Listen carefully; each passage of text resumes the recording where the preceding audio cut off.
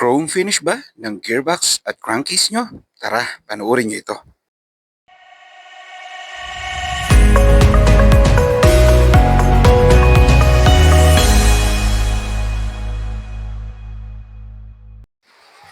Magandang araw mga Lodi.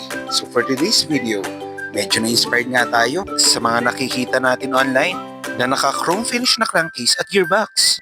At dahil gusto nga rin natin noon, heto at bumili tayo sa Orange app ng mga bagay na ating gagamitin para magawa rin natin yon. Tulad nitong ina-unbox kong sandpaper. Meron nga pala itong iba't ibang texture or grit na tinatawag. Kaya heto, buksan na natin.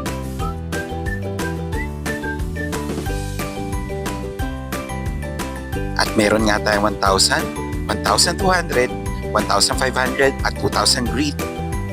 At dahil excited na nga tayo, agad-agad kong kinuha ang aking mahiwagang upuan. At the same time, dala ko na rin na nabili natin sandpaper.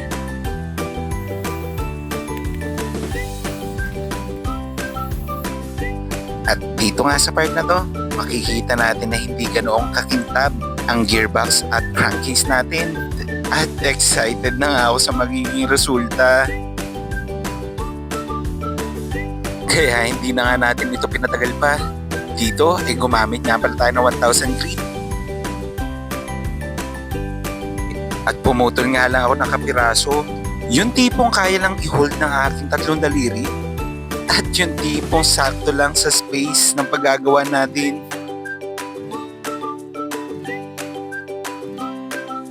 At nung medyo satisfied na tayo sa resulta ng 1,000 grit, dito nga ay gumamit na tayo ng 1,200 grit. At muli, pumutol nga lang tayo ng kapiraso.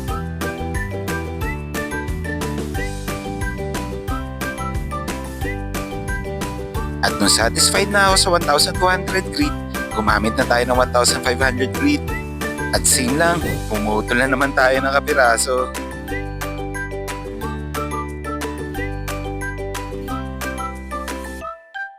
At heto na nga ang pinaka-final. Dito, gagamit na tayo ng 2,000 grit.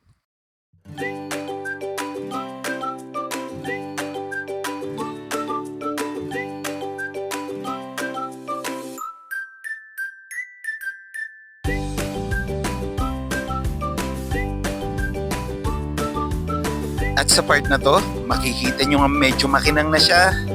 At mukhang makukuha natin ang tamang resulta. At agad-agad ay kinuha na natin ang ating metal polish para lalo lumabas ang hinahangad nating chrome finish.